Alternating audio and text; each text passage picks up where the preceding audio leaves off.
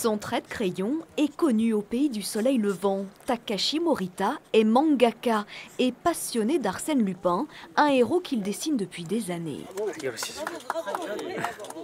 Et qui l'a poussé à venir ici à Étretat sur ses traces. Voilà une réplique du document secret qui est cité par Maurice Leblanc.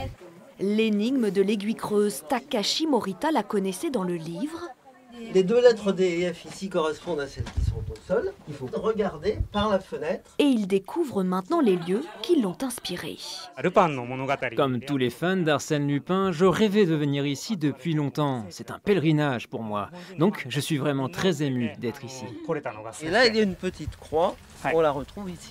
Et si on la tourne, ça devrait ouvrir la porte du souterrain.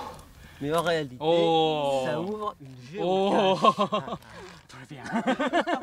Et quelle que soit la langue, entre passionnés français et japonais du gentleman cambrioleur, on se comprend. Je pense que ce qui leur plaît, c'est le côté franco-français, espiègle, le panache d'Arsène Lupin, qui est quand même tout à fait à l'opposé de leur culture. Et je pense que c'est ça qui les motive.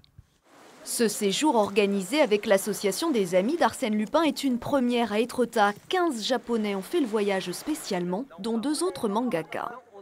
Je travaille justement sur un nouveau manga sur les aventures d'Arsène Lupin. Et forcément, découvrir ces lieux, ces paysages vont influencer mes dessins. Et dans le sein du sein, le Clos Lupin, la demeure de Maurice Leblanc, les mangaka ont organisé une séance de dédicaces pour leurs fans français. C'est le trait qui est très très beau, c'est les grands yeux, c'est très fin, très épuré.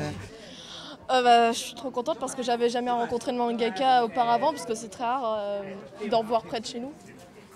Et assurément, ce voyage en Normandie des mangaka devrait nourrir de nouvelles histoires d'Arsène Lupin.